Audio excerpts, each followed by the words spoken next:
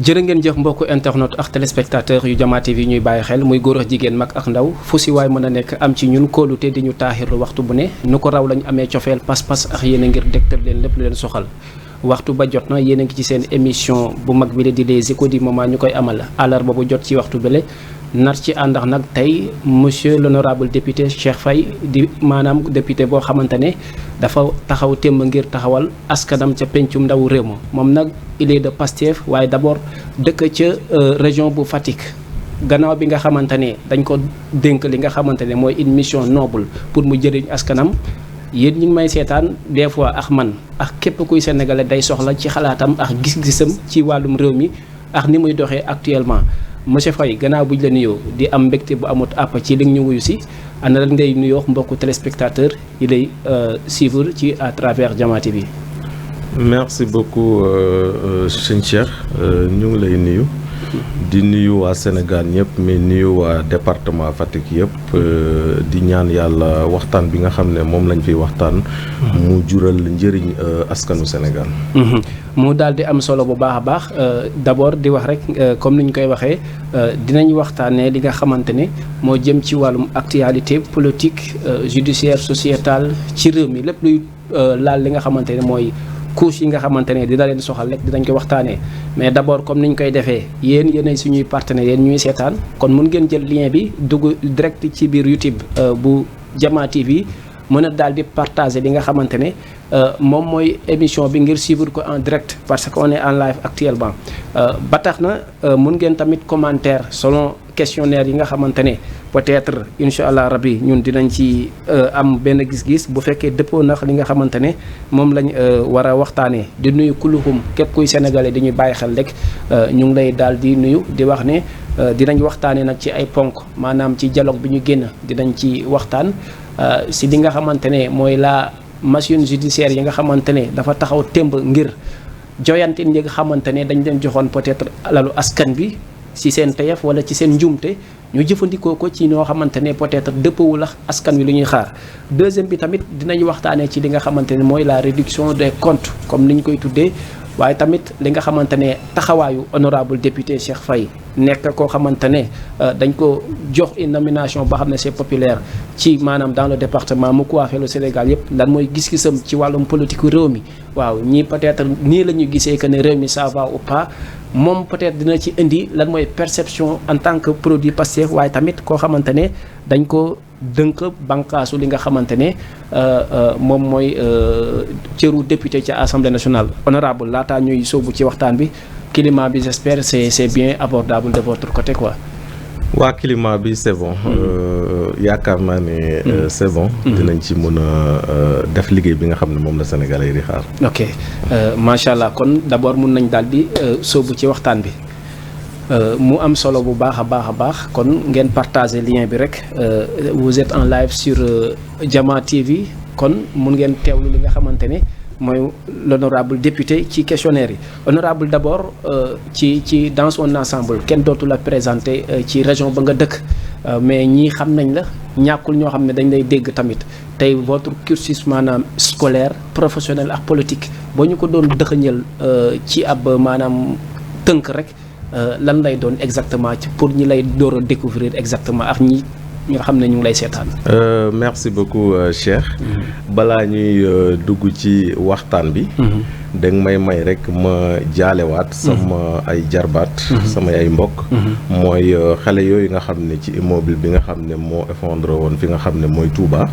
mu am ñetti doomu Tattaguine yoo xam ne. ñoo bokk ndey ak baay. bokk ci ñi nga xam ne moom la yàlla dogal li gën mooy mu wuy ji seen borom. di ñaan yàlla na leen yàlla yërëm te xare leen àjjana. may waajur yi aussi tam xolu muñ. di lancer appel Sénégal yëpp képp koo xam ne mën nga dem jàppale. ki nga xam ne mooy njaboot jooju muy yaay jooju. yaakaar naa nga dem jàppale ko ndax lu métti la. ñàkk benn doom métti na. waxtu man ba nga nàkk ñett. ñoo xam ne ñoo sësoon ci yow di la defal. bu loolu weesoo ñu ñëw rek par rapport ak suñu jaar-jaar. gannaaw comme sénégalais yëpp. bi ñu jàngee fi ñu war a jàngee muy Tattaguine Fatick. ñun dem nañ defi li nga xam ne mooy formation professionnelle. dem def li nga xam ne mooy infirmier d'État. ginnaaw bi ñu defee suñu 3 ans de formation. ñu nekk aussi itam di liggéeyal Sénégal. ci liggéeyal Sénégal boobu. ñu am ay postes yoo xam ne jot nañ ko fi occupé. muy fi nga xam ne mooy Dominique. ñu def 3 ans yoo xam ne nekkoon nañ fa comme infirmier. jóge fa ñu dem Philippe Maguilène Senghor. ma profitaale de l'occasion. pour remercier sama ancien patron sama idole le docteur Diop nga xam ne moo nekk le médecin chef du district sanitaire bi nga xam ne moo nekk Philippe Maguilène Senghor. mais ñu jóge fa aussi itam ñu ñëw affecté ñu fi nga xam ne mooy Malem Hodar. notamment benn village wala commune boo xam ne mu ngi nekk Diaga Kër Serigne bokk ci arrondissement wu Daaru Minam 2 Saloum. et ñu def fa aussi ñetti at may profiter de l'occasion aussi di nuyu waa dëkk ba yëpp. bu ñu fa jógee aussi ñu affecté ñu fi nga xam ne mooy Fatick fi ñu dëkk. muy précisément fi nga xam ne mooy Diawlé. Diawlé nag man bu ma fay wax maanaam damay am mbégte. parce que lépp fa la commencé. ndax tey bu ñu demee ba ñu xam ñu ci politique. Diawlé boobu la tàmbalee. xam naa dinaa ci ñëwaat bu ma duggee ci wàllum politique. et bi ñu jógee foofu aussi ñun suñu bopp. ñu affecté waat ñu fi nga xam ne mooy Dakar ca Yëmbal. may profité de l'occasion pour nuyu waa Yëmbal. nga xam ne aussi itam servir foofu lañ servir ba dem Assemblée nationale. et jógee fa aussi itam ci biir Yëmbal boobu bi ñu fa nekk aussi am na yeneen formation yoo xam ne def nañ ko. muy benn master boo xam ne master en sciences infirmières obstétricales la ñu defee ko ci Gaston Berger bu Saint-Louis. génn ci nekk administrateur des services de santé. mais bi ñu fa jógee aussi am na yeneen formation yoo xam ne def nañ ko lu ci mel ni comptabilité ak gestion. ci wàllum vie professionnelle. loolu laa mën a wax ci wàllum politique. man Cheikh man maa nekk le chargé des élections départementales de Pastef Fatick. ma nekk ko depuis 2016. nga xam ne boobu Pastef xëy na. ñi ci doon yëngatu. bëriwul surtout foofu nga xam ne mooy Fatick. ndax toujours dafa am lu ñu doon gëmloo mooy chefu ancien président de la République. ñu nekkoon di xeex. politique nekkutoon loo xam ne li ma bëgg la. mais li ma ci dugal mooy injustice. injustice boobu bi ma ci duggee aussi. benn jour may seetaan télé. gis le président Ousmane Sonko. ma gis ko par rapport ak discours am ak parcours bi mu jaar. ma ne kii man day na ma. pour mu nekk sama wasifa. ci li nga xam ne. langum politique ci langum politique bi. noonu laa def di def ay démarches ba dugg Pastef. nekk ki nga xam ne mooy jël Pastef. installé ko fi nga xam ne mooy commune Diawlé te dama fa doon servir. loolu jural ma li nga xam ne mooy affectation arbitraire ak ñu dagg sama salaire lu mot ci 3 ans. ndax li nga sóobu ci langue politique. non li ma sóobu ci langue politique bokk Pastef. parce que loolu aussi itam li ko waral dama bëgg ñu leeral ko. parce que ñi nga xam ne moo fi nekkoon muy nguur. ku fa nekkaloon. bëggoon man ma dem ànd ak moom te boobu man jëluma woon engagement pour dugg ci politique wala ànd ak ki nga xam ne mooy le président Macky Sall. ok mu doon loo xamante ne xam naa ci arbitraire boobu nga sax dinañ si dugg bu ñu demee ba si kanam mais tey da nga ne.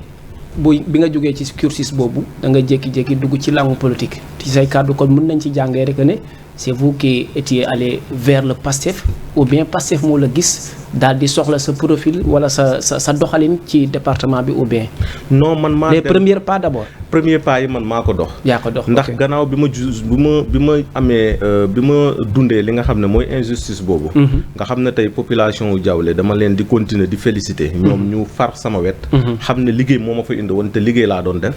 boobu laa transféré sama vote Diawlé mais man damay politique te Diawlé boobu nga xam ne moom lañ ma teg injustice boobu laay politiquer. yàlla def may seetaan le président Ousmane Sonko comme ni ma ko waxee. gis ko mu day ma. ma xam ne man kii day na ma pour mun a nekk sama njiit. boobu laa def ay démarches. jaarale ko ci ki nga xam ne mooy félicité honorable félicité. waaw professeur ok. léegi nga xam ne dafa doon jàngale le principal bi nga xam ne moo nekkoon Diawlé. boole ma ak moom mu boole ma ak le président Bassirou Diomaye. mu boole ma ak coordination départementale. en l'occurrence monsieur Boucar Diouf. noonu laa duggee Pastef. kon vous faites partie des premiers adhérents dans le département. dans le département waaw bokk naa ci. ok léegi ban expérience nga si jëlee da nga jóge ci njàngam bi dem ci côté professionnalisme dem ci langue politique te politique day am foo xamante ne dañ lay jox ndombal tànk yoo xamante ne da nga am devoir de rendre compte sa askan pression bi ñu ngi lay xaar ci lii maanaam di doon benn fardu boo xam ne un rôle fardu boo xamante ne bi ngay nekk fale amuloon expérience boobu ak ñaari monde yooyu noo ko jàngatee d'abord. waaw mun naa ne ñetti monde sax ndax am na monde bi ma fàtte muy syndicalisme. jaar nga ci ñun ay syndicaliste lañ. bokkoon ci syndicat bi nga xam ne mooy SUTSAS ànd gësëm. occupé ci aussi ay responsabilités yu bëri. yu ci mel ni nekk yor section ak sous section. mais nekkoon aussi tam ki nga xam ne mooy le chargé des jeunes. muy au niveau de l'union régionale de Dakar ak au niveau national. kon donc loolu man damay jàpp ne pression bu bëriwul la. parce que ngëm-ngëm moo ñu ci dugaloon te gëmoon nañ ne. ala kuli ali Sénégal. bu naree changé ci loxo le président Ousmane Sonko la ko yàlla jox teg pour mu mun a changé ngëm-ngëm boobu lañ ci amoon. mosuñ cee tàyyi. ok mu am solo bu baax a baax comme mbokk yi ni ñu koy waxee rek laata moom tamit muy mën a fexe ñi nga xamante ne ñoo koy suivre am accès maanaam ci émission bi mooy li ñu leen waxoon rek maanaam yéen a ngi ci seen émission les échos du moment cëslaay bi nag lenn la maanaam ki nga xamante ne am ngeen opportunité tey maanaam mu doon maanaam ganu askan bi à travers l'émission les échos du moment ñu waxtaan ak moom de telle sorte que après bu fi jógee rek yenn lënt li nga xamante ne day yéen a ngi koy xaar ci mission mu mën a leer d'abord nga def noonu maanaam dugg ci langum politique defe naa tey rëccuwoo ko parce que tey y a des préjudices yu jiitu tey boo nee yenn galgal yoo xamante ne dafa jóge ci régime président bi jamono yooyu waroon na métti d'abord ci yow d'abord. waaw métti woon na comme ni mu méttee woon ci sénégalais yëpp. ndax tollu woon nañ foo xam ne. maanaam Sénégal dañuy bañ ne Pastef nga bokk. ndax rëbb bi nga xam ne moom lañ doon rëbb waa Pastef. maa ngi fàttaliku benn jour maa ngi dem université Gaston Berger bu Saint-Louis di defi examen. fi ma toog di añ. ci Louga. ma gis sama téléphone ñu dugal ma ci benn groupe boo xam ne dañ ne les djihadistes du Sénégal. ah bon nga xam ne degré kiñaan bi nga xam ne régime passé. ñoom ci seen bopp moom lañ amoon ci waa Pastef mais comme gëm-gëm lañ ci amoon. gëm-gëm boobu la ñu yàlla fay. maanaam naqar boobu moo wëlbatiku tey soppaleeku bànneex voilà. ok jaa ngeen jëf kon ñu gën a sóobu ci débat bi honorable tey bi ngeen paree loolu nga war a découvrir beneen monde boo xamante ne une monde politique nouvellement acquéri quoi comme tey ñu ne la tabb nañ la maanaam député nga war a maanaam taxawal askan bi dëgg ci sa aqulaay taala ngir taxaw ñi nga xamante ne amuñu baat amuñu maanaam tey yenn envergure pour wax nit ñi dégg leen d'abord Ousmane Sonko le premier ministre gis ne c'est une nouvelle expérience pour la première fois mu koy gis mu wéetax yéen def benn séminaire boo xamante ne pour la woon maanaam xeex ñu nga député yaa ngi xeex ensemble ñu ngi xëccoo ay homme de tenue yi bañ fi am wala ngeen comprendre maanaam li nga xam ne mooy doxalinu parlement ni muy demee est-ce que loolu am na lu mu def ci yéen ba nga xamante ne am ngeen yaqin que ne 15e législature bii ni dina am loo xamante ne différence lay doon ak ñi jot a weesu. waaw 15e législature bi moom différence bi xam naa ne Sénégalais yi moom loolu xam nañ ko ndaxte tey ñun gannaaw bi nga xam ne jóge nañ ci élection boo xam département bu nekk kan moo ko war a mun a représenter je pense que parti Pastef dafa organiser woon benn séminaire boo xam ne mu ngi ko defoon Saly pour mun a préparer li nga xam ne mooy rentrée boobu nga xam ne moo amoon le 2 décembre pour ñu mun a installer député yi ci waxtaan yooyu aussi itam ñu tàggat ñu ci ñetti fan yoo xam ne ñun ñu tàggat maanaam ci lan mooy assemblée nationale lan mooy budget mais lan mooy suñu taxawaay ak fan lañ war a mun a teg suñu tànk ak lan lañ war a mun a moytu en tant que député pour mun a mucc ayib nga xam ne législature 15e législature bi du mel ni législature yi nga xam ne ñoo fi nekkoon nekkaluñu askan bi ndax nekkoon di xeex te yaakaar naa ne loolu njëriñ lañ ci am mais yemuñu foofu ba fi ñu toll nii yaa ngi gis commission yi yaa ngi gis groupe parlementaire bi toujours ñu ngi ci ay séminaire ndaxte nit ki boo ko bëggee jàppale maanaam dafa am li nga xam ne moom la ñuy naan formation continue te yaakaar naa ne assemblée nekkul ne loo xam ne dañ ko jàngale école mais baax na nit ñi nga jàngal leen ñu xam fan la ñuy taxaw ak nañ lañ mun a taxawoo sénégalais yi pour mun a contrôler li nga xam ne mooy l'action du gouvernement pour askan bi buñ cee am li nga xam ne moo seen gis-gis te yaakaar naa ne législature bi ñu nekkee ba léegi ci taxawaay boobu lañ am ci commission bi ci taxawaay boobu lañ am ci groupe parlementaire bi nga xam ne mooy groupe parlementaire Pastef ci la ñuy continuer aussi nekk te sénégalais yi bu soobee yàlla maanaam contrat de kii bi nga xam ne contrat moral bi nga xam ne moom lañ am ak sénégalais yi aussi tam dinañ continuer di ko wëyal mu daal di am solo tey yàlla def nga daal di ngay fekkee li nga xamante ne mooy dissolution bu HCCT ak CSE fekkee tamit maanaam li nga xamante ne mooy loi li nga xamante ne mooy haute cour de justice waaye tamit fekkee ba bi nga xamante ne maanaam le premier ministre daal di def li nga xam ne mooy DPG jóge fa maanaam daal di samp yooyu noonu yëpp est-ce que tey ci vote yi nga xam ne ñoo fi jot a jàll ñun ñuy wax ci wàllu presse ak société civile ak opposition bi dañoo gëm ne wala am na ñu gëm ne maanaam Macky Sall une machine boo xamante ne maanaam indépendant boo xamante ne wala dépendant sax lu mu bëggoon mu jàll lay jàll est-ce que ça fait partie ak yéen député yi nga xamante ne dañ leen fa tabb ngir askan bi est-ce que amul yoo xamante ne jot ngeen ko voté de votre conscience que ne parti bee tax ngeen voté ko mais du loo leen d'accord pression tax wala benn décision bu jóge maanaam ci kaw parce que am na ñu gëm loolu ci askan bi. xam nga tey 15e législature bi ñun ku ci nekk dafa am lu la indi c'est vrai que nag dañ bokk ci benn parti politique muy Pastef mu investir ñu mais nag askan bi ci boppam moom lañ dem pour représenter fi nga xam ne mooy assemblée nationale maanaam tey amul benn pression boo xam ne jóge na ci nguur ñëw fi nga xam ne mooy assemblée nationale li ko firndeel mooy yow xoolal assemblée nationale buñ doon naan nañ lever immunité parlementaire bu benn député yaakaar naa ne benn fan bu bëri ñaari fan mais yaakaar ngaa ne boo gisee législature bi ñi nga xam ne ñoom lañ jot a lever li nga xam ne mooy seen immunité parlementaire am na temps parce que procédure bi le président de l'Assemblée nationale bureau Assemblée nationale mais les honorables députés aussi dañ koy respecter parfois nga gis sax am na ci boo xam ne am na yenn maanaam papier yoo xam ne wala yenn lettre yoo xam ne bëggoon na ñu gën a motiver maanaam lever boobu le président de l'Assemblée nationale dafa bind ki nga xam ne mooy ministre de la justice pour mu mun a maanaam renforcer documentation bi pour nit ñi mun cee liggéey kon côté boobu pression ñun lu ñuy def dañ koy def ak suñu aqulaay temps suñu diggante ak suñu borom mais dañ koy def suñu diggante aussi tam ak askan bi nga xam ne ñoom ci seen bopp ñoom ñooñu dem yóbbu ñu assemblée nationale pour ñu représenter leen muy fi nga xam ne mooy suppression institution yooyu nga xam ne ay institution yoo xam ne maanaam jàppoon nañ ne yàq li nga xam ne mooy alalu askan bi gis nañ ne le président de la république indi na fa ñu supprimer leen jël xaalis boobu aussi tam dem yóbbu ko fi nga xam ne mooy éducation yóbbu ko ci sénégalais yi nga xam ne ay abri provisoire ñoo fa nekkoon fi nga xam ne dafa manqué woon ay enseignants aussi tam mun a am ñoo xam ne ñooy jàngale si doomu Sénégal yooyu donte nag am na ñu gëm ne suppression ay HCCT ay consort daa am ñoo xam ne dañoo gëm ne maanaam Pastef daf si bëgg a def benn maanaam récupération ou maanaam mën si maanaam fexe ba ñi nga xam ne ñooy seen militant maanaam bénéficier aussi ci yeneen poste comme buñ ko dissoudre jël ay nitu Pastef comme Mosip dugal ci biir wala des cadres Pastef yi nga xamante ne jotuñoo am yenn poste loolu tamit est-ce que vous avez la même perception. xam nga loolu ku koy wax moom. yaakaar naa ne da nga bugg a yàq. ndax boo gisee tey nomination yi am. néew ngay gis sax koo xam ne Pastef la bokk. loolu lu muy wone mooy maanaam le président Bassirou Diomaye ak premier ministre Ousmane Sonko xam nañ ne Sénégal moo leen ñor gaa nag gën nañ bëgg ñu nomeel ñu suñu ay nit mais loolu buñ ko supprimer dañ ko delloo ci askan bi et yaakaar naa ne buñ ko supprimer ba léegi gisoo nguur gi def démarche boo xam ne dafa dem ci maanaam jéem a installé bu mel ni noonu pour mun caa def ay militants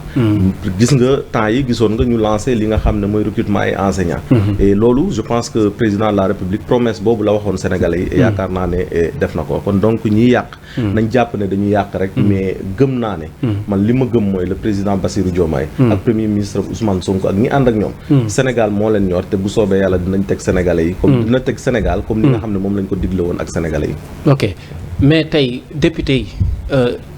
ci seen mission ñoom c'est-à-dire parce que assemblée jamono ji bëri na problème ci dans des cas spécifiques tey le cas des locomotives yi nga xamante ne dañ ko war a jënd muy ay waruwaay pour assemblée nationale j'espère dégg nga coow li parce que ñenn ñi maanaam ñun sax man sax bokk naa ci ñi gëm ne maanaam li nga xamante ne Macky Sall daf ko si bàyyi woon ñuy wax ne 700 000 wala 900 000 pour député yi ci seen wàllu confort ci transport est-ce que loolu noonu jàpp nga ne doxaleen bi si El Malick jël ça valait du tout la peine pour mu doxalee ko noonu parce que ñun dañoo gëm ne maanaam bu bëggee indi maanaam ne député bu ne maanaam waruwaayam dañ koy maanaam dagg ci li nga xamante ne moom lañ ko waroon di jox à un certain mandat de 5 ans ñu am ci ay waruwaay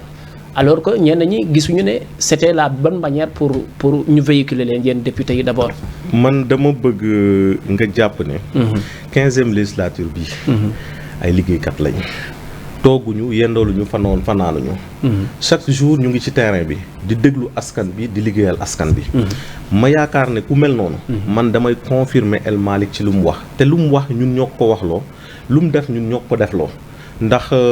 waxtaan na ko ak fi nga xam ne mooy bureau assemblée nationale jaarale ko ci groupe parlementaire li mu dem ci ñoom ñu waxtaan ak seen ay député nga xam ne dafa am benn indemnité boo xam ne le président Macky Sall moo na woon man comme législature bi passé mooy 14e bi ki nga xam ne mooy groupe Yewwi Askan bi amoon nañ 82 xaw ma 80 ñaata député mu ne du ma jël ay oto jox ko ay ndaamaar jox ko ñi nga xam ne ñoom ñooy samay opposant ndax ñu dem di ko battre campagne pour mun maa dóor looloo taxoon mu génne benn indemnité boo xam ne mu ngi toll ci 900 000 di ko jox li nga xam ne mooy député bi ñun nag biñ ñëwee El Malick dafa waxtaan ak groupe parlementaire yi ñu jox ko suñu kàddu mu jël 900 000 yooyu dagg ko bañ koo jox député yi pour mu leer 900 000 yooyu ñun biñ ñëwee assemblée nationale ci budget bi nga xam ne vote fekkoon nañ ba pare ñu defar budget bi ñoo ko voté mais fekkoon nañ ñu defar ko ba pare maanaam 900 000 yooyu ñu ngi fa woon dañ ko waroon di jot chaque fin du mois mais dañu duñ ko jot 900 000 yooyu nag lañ dajale pour jëndal li nga xam ne mooy député yi ay ndaamaar mais yemuñu foofu mais li nga xam ne moom la ñuy jëlee ndaamaar yi ak li nga xam ne mooy indemnité député bi boo ko boolee ci at mu ngi toll ci 54 millions te yaakaar naa ne oto yi tolluwul foofu kon donc am na benn manque à gagner at wala 5 ans 5 ans ok am na loo xam ne état ci boppam am na lu mu ciy gagné wala bureau assemblée am na lu mu ciy gagné ndax demuñu ne nañu état jëndal oto ñu def relonge mais ñun ci budget assemblée nationale lañ essayé xejal loolu pour mën a jënd oto yooyu kon nañ jàpp ne alalu député bi moom lañ jël pour jëndalee ko oto pour sénégalais yi comprendre loolu beneen bi mooy ñu toog waxtaan ñu ne député yi fi nekkoon muy ki nga xam ne moo nekk groupe parlementaire président groupe parlementaire wala ñi nga xam ne mooy ay président commission dañ doon am ñaari ndaamaar ñu ne ñun Pastef ñun kon ñun ñoo woote rupture loolu dañ koy dagg nan lañ koy daggee maanaam oto yee bu ñëwee dañu delloo yeneen oto yi nga xam ne député bu nekk ak ku mun a doon benn ndaamaar rek lay am nga xam ne aussi tam beneen ndaamaar bi dina mun a servir soit assemblée nationale wala état kon donc may rassurer man damay confirmer El Malick jëlal ko position que ne oto yi pour liggéey la ndax nit ki mënoo ko laaj résultat ba pare te joxoo ko li nga xam ne mooy ay moyens mais est-ce que du leen porter préjudice parce que tey ay maanaam waruwaay yoo xamante ne tey am na coono bu lay xaar département lëmb Sénégal maanaam d'une manière générale am na mission ak fardeau boo xam ne da nga leen ko war a porter di nga voyage maanaam d'un lieu à un autre lieu du dëgg léegi dans ce cas est-ce que bu fekkee dañ la naan maanaam lii da ngay nëggandiku ba benn instant benn somme bi ñu la doon jox nga war a di siy dox transport lañ koy tuddee mais chaque journalièrement parlant da nga ciy dox ay affaires yoo xamante ne peut-être ñu ngi la ciy xaal boo ko jotul nag da ngay téye sa loxo peut-être dina am benn somme boo waroon jot maanaam di ko dugal fii ci social ak leneen pour taxawal sa département ñu ne la da ngay muñ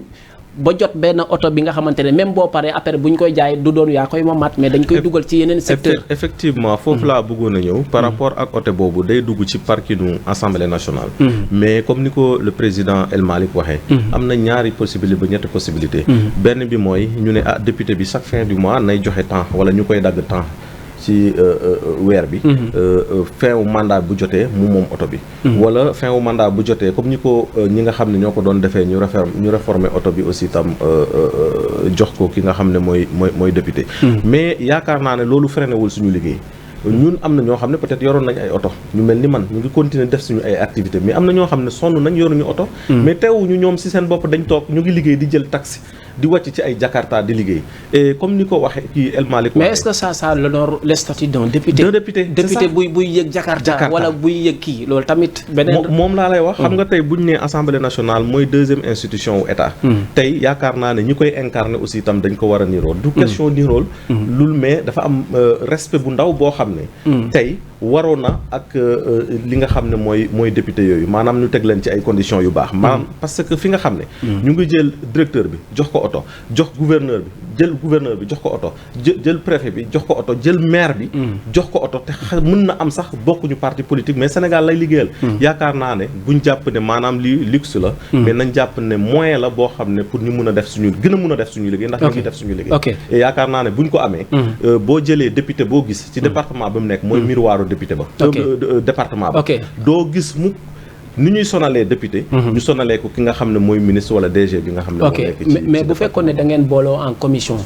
réunion en commission wax ne lii mooy suñu bëgg-bëgg ci wàllum transport les Sénégalais auraient comprendre ne député yi ñoo ko bëgg mais bu fekkee El Malick moo tëb wax ko est-ce que du doon exigence boo xamante ne ku sant nangu sañ a bañ non taxawul rek wax maanaam tey waxtaan la waxtaan bi wax naa la ko ci njëlbeen dafa am li ñuy naan bureau assemblée nationale moom mu am mbëbët moom El Malick ne man dafa am réforme yi nga xam ne moom laa bëgg a def fi nga xam ne mooy assemblée nationale réforme yooyu nag bokk na ci maanaam ñu jox gëdd ki nga xam ne mooy député bi ñooñu waxtaan groupe parlementaire waxtaan ak groupe parlementaire waxtaan ak ay député ñu remonté ko ne député yi nee na lu ñu am oto moo leen ko gënal ndax te lu ñu doon gis mooy député bi da nga koy jox 900 000 mu dem ci banque bi mu def ko prêt teg ci ay intérêt mu jënd oto balaa législature bi di jeex otom di paan yaakaar naa ne liggéey bi day sooxe kon li gën mooy député bi ñu jox ko oto boo xam ne ci 5 ans yi dina ci mën a def li nga xam ne moom la Sénégalais yi di xaar ci moom mais une fois de plus mën na leen El Malick jëlul décision ne man maay jënd oto mais suñu bëgg-bëgg la ñun ñi nga xam ne ñoon parce que suñu indemnité la ñu waroon ko jël échanger ko ak li nga xam ne mooy oto yooyu mais El Malick yemul foofu ci réforme yi gis nga ci règlement intérieur u Assemblée nationale gis nga barki démb ñu ngi doon def conclusion li nga xam ne mooy réforme yi nga xam ne moom la na ma def ci Assemblée nationale ci tabax ji moom la war na ma def ci statut personnel bi nga xam ne sax ñoo nekk Assemblée nationale ndax ñi gis nañ ne bu ñu sancee Assemblée nationale ba léegi loolu amul kon donc ku mel noonu bu jëlee Assemblée nationale bu ko yóbbu ci yenn niveau yi yaakaar naa ne Sénégalais yi dañ ko war a tàccul dañ ko war a non dañ ko war a tàccul parce que liggéey bu am solo lay def El Malick fi nga xam ne mooy Assemblée nationale quand même ñoom dañoo jàpp ne ci côté communication bi première déclaration bi moo defoon un peu de problème mais dañu ñëw pour jeexal ak Assemblée nationale d'abord ci dernière question bi ma ko jagleeloon ngeen mën a maanaam suivre en direct sur Jama TV à travers toutes nos plateformes YouTube ak Facebook ak si réseau câblage bi tamit honorable tey daa am loo xamante ne une question bu mu bëgg nga faram-fàcceel ma ko parce que ñun concernant tamit ñi ñuy suivre on veut pas du tout on ne fait plus la part des choses lan mooy mission député mission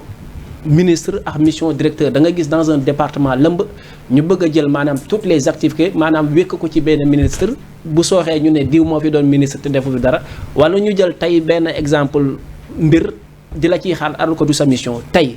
dañoo jël maanaam baatu askan bi nga nekk ak say naataango ñu ne siin yow la ñu wóolu pour jox la mbir mi Sénégal d'une manière générale kon dans ce cas lan mooy sa mission dans le département de Fatick pour maanaam seen i mbébét exactement. merci beaucoup question bi nga ma posé yaakaar naa yeneen question yëpp am na solo. mais bii dama ko bëgg parce que ñun.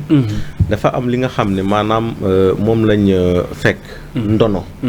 nga xam ne ñi fi doon nekk député ma am respect ci ñoom trop. mais taxawaay bi ñu doon taxawee. ci askan bi. muy taxawaayu man dama koy jàppee ne nax askan bi mais nekkutoon. pour représenter leen fi nga xam ne mooy Assemblée nationale. yaakaar naa ne rôle député d'abord mooy nga porter nga nekk porte-parole sa département. nga nekk ki nga xam ne moom yaay xoolal sa département di contrôler sa département mais di dem di lijjantal sa département li nga xam ne xëy na jotewu ko. nga ñëw indi leen mais représenter leen fi nga xam ne mooy Assemblée nationale. mais nekk digganteem ak nguur pour li nga xam ne moom la askan bi di gën a bëgg nga ci orienter nguur. pour moom ci boppam aussi tam mu mun a jël politique am jéem ko orienter ci intérêt wala ci li nga xam ne moo arrangé département yi. mais liñ gis mooy. maanaam askan bi dañuy jàpp ne ñoo la fal. bu ñu amee ngénte woo la nga jox leen xaalis te ñu jàpp ne ñun Pastef. bu doon xaalis rek wala bu doon alal rek duñ falu. ndax yaakaar naa ne def nañ campagne depuis 2016 ba léegi man maa ngi ci parti bi di campagne wala maa ngi ci parti bi di liggéey te parti bi mosumaa jox xaalis pour ma mun a dem convaincre kenn et yaakaar naa ne sénégalais yëpp wala ñu bokk Pastef yëpp noonu la ñuy politiquer kon donc jot na ñu xamal askan bi ne lan moo war a mun a nekk suñu taxawaay mooy nekk li nga xam ne mooy méttitu askan bi li nga xam ne mooy jafe-jafe askan bi te jotewuñ ko pour mun a dem ci ministre wax ko wala mun a dem ci président de la république wax ko loolu moo war a mun a nekk li nga xam ne mooy li député bi war a def mais du joxe xaalis wala joxe leneen ndax yaakaar naa ne ku lay jox xaalis rek jàppal ne moom ci boppam mu ngi lay jënd mais liggéeyalu la kon donc dans une certaine mesure effectivement parce que loolu mooy dëgg te loolu lañ fi fekk moo tax ñun parfois nit ñi dinañ ñuy taxé ci yenn yi mais dañ leen di comprendre ndax dafa nekk loo xam ne dañ ko fee fekk mais de fur et à mesure ñun si suñu bopp ñu leen di sensibiliser à ce que ñoom ñu mën a changer comportement boobu te revenir jàppale député bi jàppale ko mooy wax ko li nga xam ne mooy méttitu askan bi moom ci boppam ci ay initiative yi nga xam ne mën na ko jël lu ci mel ni ay question orale lu ci mel ni ay question écrite lu ci mel ni mu dem gisi ministre wala dem gisi président de la république mu def ko pour indi ko département bi am ko Sénégal am ko man yaakaar naa loolu moo war a nekk taxawaayu député mais du joxe xaalis du ndeyale du aussi itam def ay parrain ak yooyu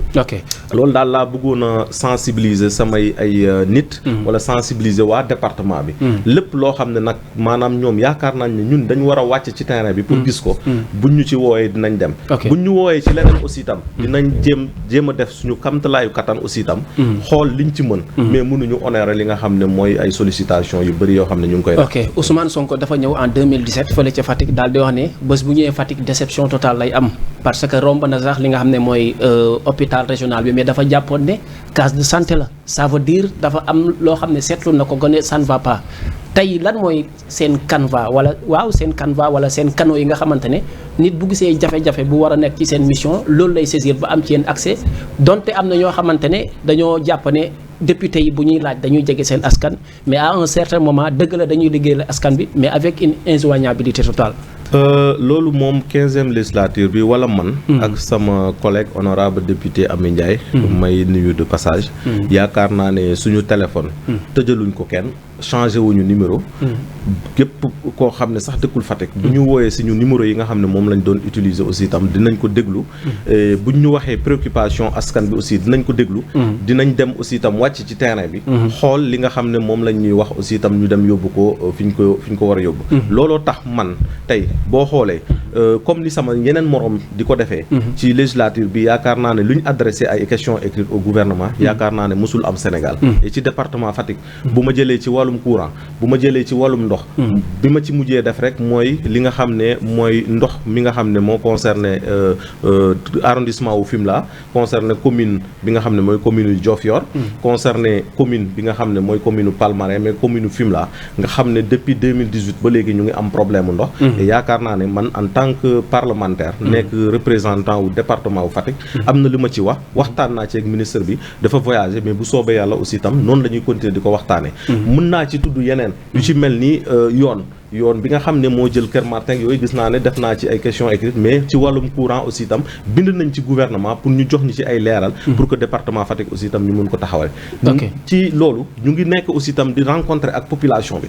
di incha allah bu tabaski passé am na yeneen tournée yoo xam ne ñu ngi koy waaj pour dem ci askan bi waxtaan ak ñoom pour jël ay doléances aussi mën ko yóbbu fi nga xam ne mooy parce que c'est très important parce que gëm naa ne Fatick dañuy am fierté bu ñu gisee benn jëmm buy représenter dans sa totalité ngir di wax seen i jafe-jafe comme ni muy nekkee ci yeneen région mais tey des fois nit interpellé la ne la am naa benn projet boo xamante ne mu ngi entre maanaam Mbeel ak Jaw ak Jawle te ça peut employer maanaam 50 000 jeunes damay wax ne waaw kon lii kan moo ko war a accompagner DG bi lay doon ministre bi lay doon maire bi lay doon wala député bi wala keneen ne la am na yoon boo xamante ne mu ngi ci wetu Sorox ci benn amoo boo xamante ne bu tawee maanaam ndox bi day yegg si ba ci poitrine bi ca commune bu Ñaaxaar la daal di ne ci wetu fële nga xam ne moom mooy comment dirais-je fële ca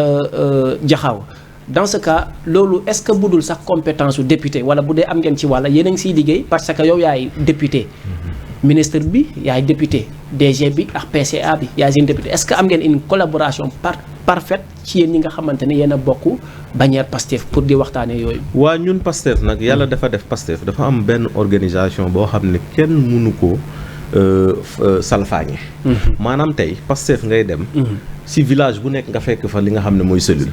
Pastef ngay dem ci commune bu nekk nga fekk ba benn coordination ci Pastef ngay dem ci département bi nga fekk fa coordination départementale link bu ñu def noonu tey bu ñu la nommé woon ministre wala ñu ne def la sax premier ministre teewul yow ci sa bopp militant Pastef rek nga mun a nekk mais ki nga xam ne mooy représenté Pastef ci base ba foofu mu ngi foofu mais teewul ñun en tant que les nominés wala ñi nga xam ne les élus du département de Fatick ñu ngi toog di waxtaan nan la ñuy def ñun ci suñu suñu bopp pour génnee Fatick ci coono bi nga xam ne moom la nekk ñu ngi ciy liggéey te incha allah bu sottee yaakaar naa ne Fatick dina ci gis boppam ndax kolu kiñaan nekkul ci ñun li nekk ci ñun mooy li ñu yëkkati mooy ñun ñëpp muy DG muy ministre ndax am na ñaari secrétaire d'État am ay DG am ay PCA ak yooyu li ñu suñu mbébét mooy nan la ñuy def pour génne Fatick ci coono ji nga xam ne ci lañ nekk te yaakaar naa ne ñu ngi ciy waxtaan bu soobee yàlla ay bés yu néew di nga gis ne collectif boobu génn na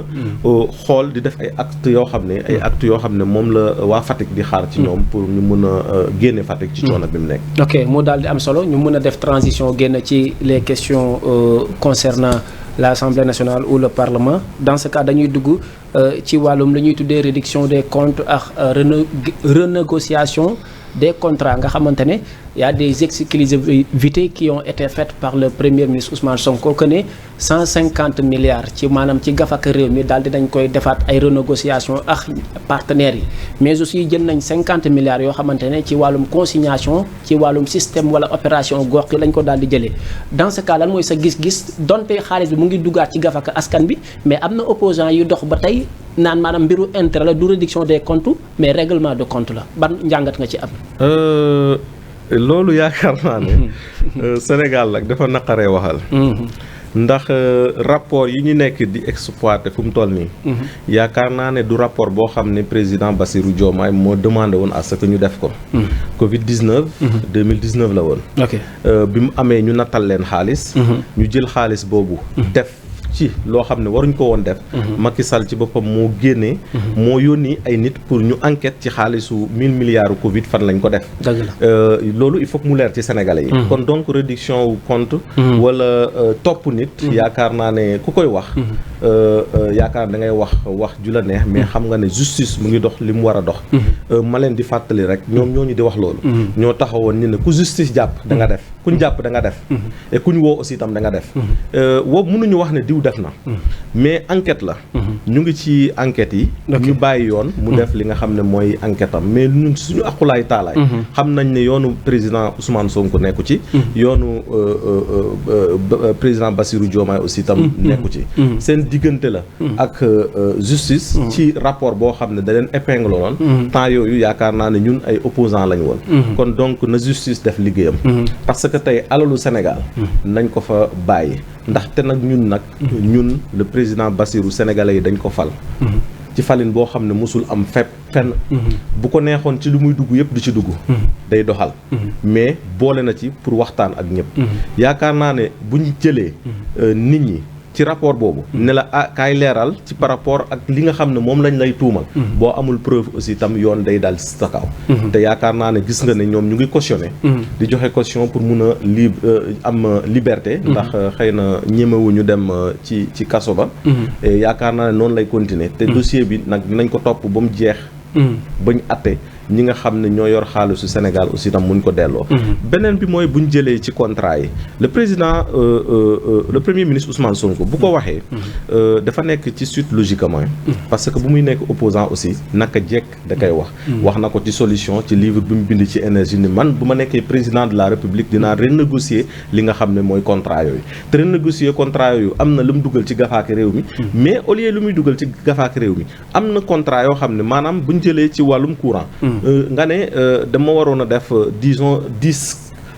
village yoo xam ne dama ko war a électrifier mais au lieu ngay delloo xaalis bi état da lay ne non au lieu ngay def 10 nga waxoon ak contrat bi mais comme xaalis bi des na dañuy xool xaalis bi lu mu mën a mottali nga mottali ko ñu yokk ci soit 20 kër comme produit de dessalement bu Wakaam effectivement bu nekk aussi tam ci ndox mi noonu ak neneen noonu et yaakaar naa ne loolu Sénégal moo ciy gis boppam moo tax ñi nga xam ne ñoo taxaw ci télé yi di wax di naan Sénégal doxul ci ñoom la Sénégal doxul parce que ñoom dañ doon toog mu dox te toog muy dox noonu nag président Bassirou Diomaye da ko tere parce que moom moo ne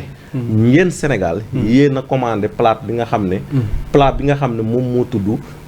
jubal jubanti te plat bu wex la nag nañ ko lekk mais ci kanam nag bu soobee yàlla dina neex ci Sénégalais yi am na solo bu baax a baax ci côté boobu ba tey am na ñoo xamante ne wala lan ngay tontu ci ñi nga xamante ne dañuy wax ne donte justice mu ngi doon def liggéeyam mais le premier ministre Ousmane Sonko avait avancé de propos yoo xamante ne du ma wax propos yi mais képp ku nekk ci kaso bi am na lu mu la diggoon que ne yaa ngi ndekkee lii mais di nga ko mas a bëgg a reeree mu tëla maanaam c'est des comme ay menaces daal pour tëj la lan ngay tontu ñooñu ak ñi nga xamante ne dañ ne Ousmane Sonko le premier ministre bu demee ba ne jël nañ maanaam 150 milliards ci askanu Sénégal def ay renégociation alors que des poursuites judiciaires waroon na dem maanaam ci ñi nga xamante ne ñoom ñoo doon ay facilitateur ci mbir moomu noonu parce que kat nit boo demee boo renégociation am peut-être am na ay deal yoo xam ne c'est des couacs war nga topp ñooñu mais daf leen bàyyi ñuy continuer ñëw renégocier di liggéey ak ñoom encore. tey yaakaar naa ne loolu jaruñoo yàkkamte. ndax xam nga li ma lay wax rek. loolu mooy wane ne. dëkk bi séparation des pouvoirs moo am. parce que Sénégal boo ko xoolee ñetti pouvoir lañ am. mais li nga doon gis mooy président de la République. moom mooy joxe ndigal. premier ministre jox pression ministre de la justice. loolu amatu fi. maanaam moo tax dossiers yi nu muy doxee. gaa yéex na mais nañ jàpp ne ci yoon la tegu képp koo xam ne jël nga alalu réew mi wala def nga naka sudul noonu ci alalu réew mi balaa nguuru président Bassirou Diomaye bii di jeex di nga rendre compte di nga ko delloo fi nga xam ne foofu nga jëloon muy gafaak réew mi beneen bi mooy par rapport ak contrat yi waaw bu leen neexee ñuy wax mais wax ji jarul sori ndax justice dina ci def liggéeyam ndax gis nga premier ministre Ousmane Sonko am na ay rapport yu bëri yoo xam ne demandé nañ ko ñu def ko ñu téye ko xam nañ résultat yi nekk ci rapport boobu mais justice ci boppam moo war a def liggéeyam mais dina ko def mais duñ ci def teg aussi itam benn pression comme ni mu daan amee ci yeneen nguur yi ki def ñu ne la yaa def boo deful aussi ñu bàyyi la nga dem sa kër yaakaar naa ne yoon noonu la war a doxee. ok dialogue bi La Tribune daf si xëy def ci ay xëtam yu njëkk daal di titre que ne maanaam hypocrisie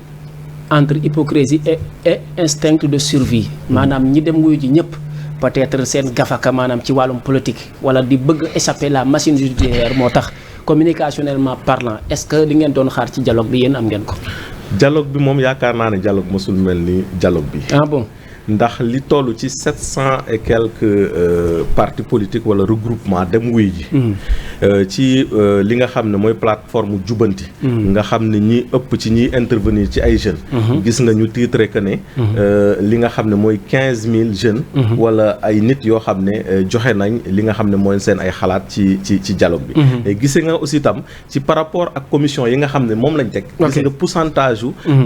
li nga xam ne ñoom d'accord nañ ci ak li nga xam ne d'accorduñ ci jaruñu ci avancé ñi ko yor dinañ ci def communication bi nga xam ne moom lañ war a def mais foofu li may def mooy damay féliciter nguuru Bassirou Diomaye ak premier ministre Ousmane Sonko xamul tax ndax sénégalais yi dañ ko falin bu amul fenn 54% mu ñëw laaj assemblée nationale ñu jox ko 130 députés yaakaar naa ne kooku mun na doxal tey te du wax kenn kaay doxal kaay ñu dialogué ndax tey li ëpp ci sénégalais yi ñoo ko ne doxalal pour 5 ans yi kon donc bu ko neexoon mu doxal jël décision yi mu war a jël kon donc moom bu toogee benn pression amul problème amul comme ni mu daan amee ndax toog ba problème am nga ne nit ki kaa ñu waxtaan mooy teg ko paaka ci put ba pare ne ko kaa ñu waxtaan yaakaar naa ne lii amul bii pa bàyyi nañ def li nga xam ne mooy prévention maanaam teel a woo nit ñi pour li nga xam ne moo amoon nga xam ne ay doomu Sénégal ñoo ci doon ñàkk seen ay bakkan ay sénégalais ñoo ci doon ñàkk seen liggéey ñàkk seen bagage ñu gis ne loolu war nañ koo mun a def li nga xam ne mooy prévention teel a toog waxtaan ci politique waxtaan ci li nga xam ne mooy jëmale askan bi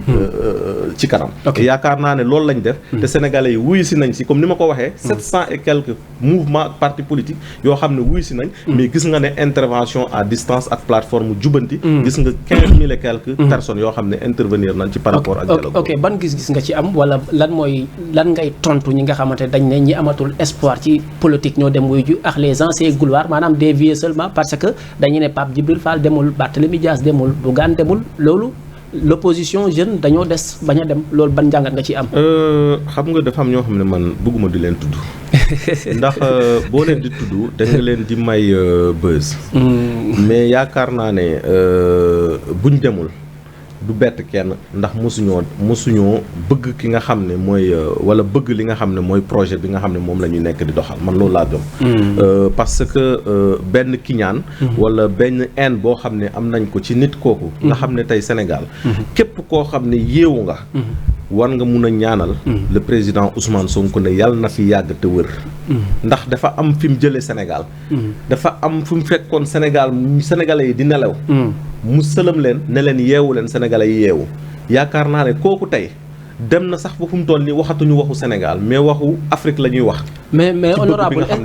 est-ce que bañ projet bi la wala Sonko est-ce que delluwuñu maanaam mbatt ca ndaal ma exemple li Sonko bañoon maanaam daaw ñoom moom lañ ko delloo ren exemple. non Sonko bañ daaw bi. dafa ne moom kenn du ko teg paaka ci pot ne ko kaay ñu négocier. maanaam rey nit ki. rey ay njabootam. rey ay militant tëj ay militant ba pare problème am ngay wut benn porte boo xam ne fa nga war mun a jaar ne nit ki kaay ñu négocier te négociation boobu gëmoo ko ndax yàgg nañ di ko woote te gisoo benn njëriñ boo xam ne amal na ko Sénégal et yaakaar naa ne te li ëppoon ñi ciy participer nekkutoon maanaam ñi nga xam ne ñoo représenté askan bi dëgg mais dialogue bi boo ko gisee xam ne ñu fa teew ak ñi nga xam ne sénégalais yow mi nga toogee sa kër war nga mun a toog ne man lii laa xalaat ci point bi nañ ko defee nii yaakaar naa ne mosul am Sénégal dëgg la c'était des propos du premier ministre. Il disait que njambala kaay wuyu sa baay xaw ma sama yaay du ma oowee paak ndax dañ ko jàppoon maanaam paak ci maanaam ci je sais pas ci ndigg je sais pas mais dafa jàppoon ne dañ ko teg dans des circonstances judiciaires yoo xamante ne mënut a échapper mais ñi tamit la même chose ñi dañ jàpp ne dañoo tëj seen chroniqueur seen waxkat seen homme d'affaires seen entrepreneur est-ce que du gatsa biñ doon woote moom la ñuy appliquer dans une certaine mesure. non du benn parce que impact bi moo dul doon benn parce que tey Bougane munoo ko comparer ak Ousmane Sonko Pape Djibril Fall munoo ko comparer ak Ousmane Sonko maanaam ñoom ñëpp li ma la ko mën a waxee mooy maanaam li leen ñor mooy politique ndax askan bi sëlëm askan bi te yaakaar naa ne askan bi ñoo gën a comprendre loolu moo tax biñ taxawoon def seen bloc boobu ne Pape Djibril Fall moo ne woon am na ay sondage yoo xam ne gis na ne Pastef ñàkk na les élections yaakaar naa ne sondage yooyu mu gisoon moo ko yóbbu tey ba mu nekk remplaçant ñëw assemblée nationale di nelaw. jaageen jëf am na solo honorable député Cheikh Faye mu doon koo xamante ne comme ni mu leen ko waxee rek gëm naa ne bokk ngeen ci ñi nga xamante ne da ngeen di soxla xalaatam parce que kat askan wee jël óolu ko ci parmi tant de personnes yoo xamante ne ñoom la àndaloon mais ñu ne yow la mu teewaleen ca maanaam pencum ndaw réew mi dañuy continuer rek xam naa on est au terme de notre émission mu des quelques questionnaires ñu jeexal ko laataa ñuy dugg ci côté politique bi nga xamante ne mooy ci base politique am et consort mais la question de l'homosexualité dafa daal di maanaam occuper la toile médiatique sénégalaise tey mu mel ni ñaari penc moo am penc bi nga xamante ñoo ko war a voter ak société civile bi wax ne dañuy xaar maanaam mbir mi il est temps en tant que un parlementaire yow pression boobu noonu sociétale boobu est-ce que noo leen koy déggoo. man dama jàpp ne pression amu ci ndax ñun Pastef ñun ñoo ko digle woon te li ci logique boobu lañ nekk yaakaar naa ne ci temps yee passé semaine yee gis nga ne groupe parlementaire ci société civile boobu ñi nga xam ne mooy société civile boo xam ne bokkul ci parti politique société civile boo xam ne maanaam ñu criminaliser homosexuel moo leen ñor mais du politique ñëwoon nañ jaar fi ñu war a jaar waxtaan ak li nga xam ne mooy groupe majoritaire u Pastef ànd sàmm jikko yi waaw ànd sàmm jikko yi waxtaan ak groupe parlementaire Pastef jox nañ ñu li nga xam ne mooy proposition de loi bi ñu ngi ciy liggéey te bu soobee yàlla dinañ ci liggéey xool li nga xam ne aussi tam moo war a mun a ànd ak suñu ay texte parce que nag bu ñu fàtte ne Sénégal am na yenn traité yoo xam ne aussi tam signé na ko ay convention signé ko ak yeneen réew kon donc am na yu bëri yoo xam ne tey buñ koy tëgg ci loi boobu war dinañ ko ci sóoraale maanaam nekkul loo xam ne maanaam dañu ñëw rek jox ñu rek ñun ñu ñëw exécuter maanaam dinañ ko jàng càmbar ko gaa nag lu ñuy voté la xool li nga xam ne moo ànd ñu ne lii nañ ko yokk ci fii wala lii nañ ko dindi ainsi de suite ñu liggéey ci te bu soobee yàlla loi boobu dinañ ko voté bu ñëwee assemblée nationale waaw ok mu daal di am solo kon boog nañ xool wànnanti fan lay daal di mu jékki gëtam te ci am yaakaar ne xanaa nee nañ digg bor la ñàkk ko def wor la comme ni ko adage wolof di ko waxee léegi dañuy terminer émission bi bëgguma woon mu jeex parce que da nga imprégné wu trop dans le débat mais dañuy dugg jeexale ci politique locale nga dëkk foo xamante ne servir nga fa muy jawle gëm naa ne kenn du tudd politique jawle te tudd la fa ngeen nekk fa di jàmmaarloo ñoo xamante ne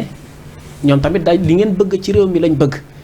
mais d'abord ban part des choses ngay def entre li nga xamante ne les échéances électorales yi fa jot a jaar yëpp nekkul ne Pastef moo fa am une mainmise ñàkk a liggéey la wala daa am lu des wala lan mooy li nga xamante ne moom ngeen war a def. yaakaar naa ne Diaoulé wala département Fatick sax laay wax yàlla dafa def ma nekk comme ni ma la ko waxee le chargé des élections départementales nekk ki nga xam ne mooy toogal Pastef fi nga xam ne mooy commission départementale de recensement des votes maanaam am xoolin ci résultat u Fatick mais gis naa ne chaque élection bu ñëwee rek dafa am benn bon boo xam ne maanaam Pastef mu ngi koy am benn élection lañ mës a arrière biñ nekkee Pastef Fatick ba léegi mooy biñ jëlee koo xam ne nekkul Pastef koo xam ne amul yenn légitimité bi ci département bi bokkoon ci Khalifa Sall def ko maanaam tête de liste départementale ci élection législative lañ mës a wàcc mais élection yi des yëpp da ngay gis ne Pastef toujours day jege nguur ba élection présidentielle gisoon na nu ñu jege woon nguur nga xam ne suñu différence bëriwutoon législative ñëw Pastef indi surprise parce que département Fatick jàppoon nañ ne département boo xam ne ligne rouge la nekk yaakaaroon woon ne dinañ ko gagné mais liggéey bu am solo lañ def liggéey bu am solo boobu ñu def mooy lan mooy dugg ci ruq-ruqaat yi dem jaay nit ñi li nga xam ne mooy projet bi nga xam ne moom la président Bassirou Diomaye soxla pour sénégalais yi ñu topp ñu ci te noonu la ñuy continuer ànd ko nag ak waa coalition Diomaye président ma leen di féliciter de passage mais dine na ñëpp regroupé wu ci l'essentiel préparer échéance yi nga xam ne aussi itam mooy ñëw ndaxte li nga wax man jàpp naa ne département Fatick ñoo ko gagné ci élection législative mais ñaari élection yi aussi itam nañ jàpp ne am na tuuti différence muy local ak législative et kon donc liggéey la laaj te liggéey boobu bu soobee yàlla dinañ continuer di ko liggéey ndaxte nag Jawle jooju nga tudd am na ku fi taxaw ne Ousmane Sonko bu naree gagné Jawle bu fekkee na dee na sax day dem ci armeeram moom ci boppam ñu ne ko ndax Ousmane Sonko mun na gagner. Mais on sous-entendait, il ne disait pas catégoriquement pour l'élection législative. Catégoriquement on sous-entendait élection municipale, je pense. Du mës a gagner élection ci campagne la ko wax Ousmane Sonko du mës a gagner Jawle. Mais loolu firnde bi mooy. maanaam tey dama naw waa Jawle. xamul tax ma naw leen. parce que ñoom si seen bopp dama ànd ak ñoom.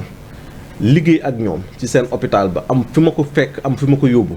ma dund fa injustice ñu bàyyi ki nga xam ne ñoo ko fàlloon ñëw ànd ak man bi ma ñëwee soxlawaat aussi ne maa soxla pour département Fatick yaakaar naa ne Jawle bokk na ci résultat yi gën a baax Fatick sax fi nga xam ne mooy mais injustice boobu gëm nga ne askanu Jawle fay nañ la ko bu baax bu wis ma sax mais tey comme boo jëlee éventualité élection yi passé législative mun nga jàpp ne ñoo la ko fay parce que peut-être la voix de Ousmane Sonko compte mais est-ce que yow kese yow maay président kese ci biir Jawle ci élection municipale ak ka fa ne mun ngeen am yaakaar ne ñoom ils vont vous porter le drapeau exemple. man yaakaar naa ne waxuma yàlla mooy fal. mais ci analyse bi ñu mun a am mooy. ànd bi ñu ànd. ci coalition Diomaye président ak mouvement yi ñu àndal parti politique bi ñu àndal au niveau de Jawle au niveau de Tataguine au niveau de Diofior au niveau buñ ko continuer ànd ko liggéey ko te bañ a naxante maanaam li nga xam ne mooy les 17 communes du département de Fatick dinañ ko gagné mais gagné waale li nga xam ne mooy conseil départemental bu Fatick. Ok tey am nga aspiration d'être maire dans là-bas ou ailleurs? Bon en politique de duñ ne jamais. mais bokkul ci sama gis-gis. wala ci sama bëgg-bëgg pour le moment xam nga lu tax. parce que ñun Pastef dafa am rupture bi nga xam ne moom lañ dëgg Sénégalais yi muy lan ñu bañ a def li nga xam ne mooy cumul. te yaakaar naa ne loolu aussi tam man dama nekk nit koo xam ne le président de la République. le premier ministre Ousmane Sonko ci ligne de conduite bi nga xam ne moom lañ ñuy jox. ci la ñuy tollu ci.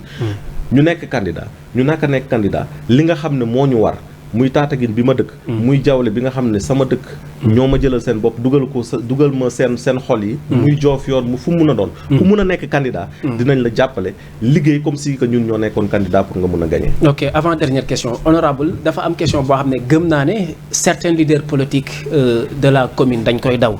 comme exemple tey dafa am benn dualité benn tandem boo xam ne c'est sacré laa koy tuddee muy la coalition Diomaye ak Pastef ñuy ànd foofu ci ay élections ku la ko waxul tamit peut-être yóbbante la ci man parce que gëm naa ne y a des non-dits yoo xamante ne yéen day baax ngeen di leeral askan bi jotagul nag c'est des échéances yoo xamante ne ci kanam la mais est-ce que la coalition Diomaye tey préparé ngeen benn candidat boo xamante ne wala Pastef benn candidat boo xamante ne xam ngeen ne actuellement am na mainmise gars yi jox nañ ko nopp boobu boobaa maanaam ñëw barigo ci mbarta lay doon est-ce que yéen a ngi ciy préparé seen bopp. waaw am nañ ay candidats du ma ne benn candidat ay candidats.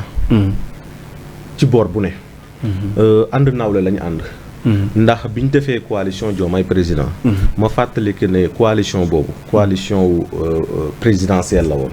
ndax li tax mooy sax xëy na waratuñu sax toog di naan coalition Diomaye président mooy tey boo gisee Diomaye bi mu nekkee président de la république dafa am digle bi ñu digle woon ak sénégalais yi mooy boo nekkee président de la république munoo nekk yor ndombo tànk ci parti moo tax poste secrétaire général du parti bi mu amoon mu delloo ko nga xam ne parti Pastef bi ñuy dem ci élection législative yi moom lañ demee mais teewul dañu ànd ak coalition ñi nga xam ne ñoo composé woon coalition Diomaye dem ànd ak ñoom àndu nawle boobu ñu ànd ak ñoom aussi moom la ñuy continuer waat di ànd ak ñoom ci li nga xam ne maanaam suñu ay autorité wala suñu ay njiit aussi tam ci décision bi ñu ciy jël rek ñun aussi tam dañ ciy topp ndax yaakaar naa ne président Ousmane Sonko ci xalaatam ci doxalinam yaakaar naa ne Sénégal kenn xeebu ko ci te lu mu dogal rek bu soobee yàlla ñun dinañ ci dox. ok dernière question kon dañ ciy dugg mbokk yi yéen a ngi ci seen émission les échos du moment vous êtes au terme de votre émission mais bëggoon naa xam tey bu fekkee am na loo xamante ne laajuma la ko nga bëgg ma laaj la ko peut-être mu den des questions préparatoires lan lay doon. bon peut-être xëy na mënoon naa wax ci li nga xam ne mooy commission bi ma nekk. surtout ma santé ah. santé bëggoon naa la ko laaj waaw. ok ci commission santé. bu assemblée nationale nga xam ne man maay secrétaire bi. mais nekk aussi tam membre commission des lois ak énergie. ci commission santé boobu ñu am liggéey boo xam ne aussi liggéey bu am solo boo xam ne ñu ngi koy def. ba démb rek ñu ngi woon ci benn séminaire. nga gis ne aussi tam ci yenn tension yi am. ci wàllum kër docteur. nga xam ne dañuy bëgg a def li nga xam ne mooy grève. de à chaque fois ñun ñu ngi jéem a teel a jóg. waxtaan ak ñoom pour loolu bañ a am ndaxte ci santé man dama jàpp ne am na lu bëri loo xam ne des na ñu war ko def fi nga xar ay réforme si fii ni Sénégal kon donc foofu aussi tam yaakaar naa ne dina ñëw ci réforme yooyu man dama jàpp ne damay jëkkee sama département parce que dama gis le centre de santé de Diofior nga xam ne dafa nekk ci axe boo xam ne tey côté boobu yëpp amul hôpital man ma jàpp ne dañ ko waroon a def ko au moins benn EPS de niveau 2 nga xam ne lépp luy jóge Fimela jóge Palmarin jóge Loul jóge Djilass ñu mun ko fa référé tey Diofior mun naa ne boo damoon ci buntu centre de santé ba munuñ la faa jël en charge dañ lay référé te yaakaar naa ne loolu amul pertinence te noonu nu mu amee Diofior noonu laa ko mun a waxee fi nga xam ne mooy Niakhar nga xam ne foofu axe boobu aussi tam man jàpp naa ne le centre de santé de Niakhar waroon nañ ko def EPS de niveau 2 pour mun a permettre aussi tam askan bi lu ñuy jóg pour dem Fatick wala pour dem Dakar ñu mun faa yem mun ko faa def mais jël li nga xam ne mooy Fatick ñu tabax fa beneen hôpital boo xam ne man hôpital de niveau 3 lay nekk nga xam ne région bi yëpp ci boppam te yaakaar naa ne dégg naa le ministre de la santé mu ngi wax lu mel noonu nga xam ne région bi yëpp maanaam day nekk benn structure boo xam ne structure de référence ya nga xam ne waa Fatick dootu ñëw jóge Fatick ñëw Dakar pour mun a faju si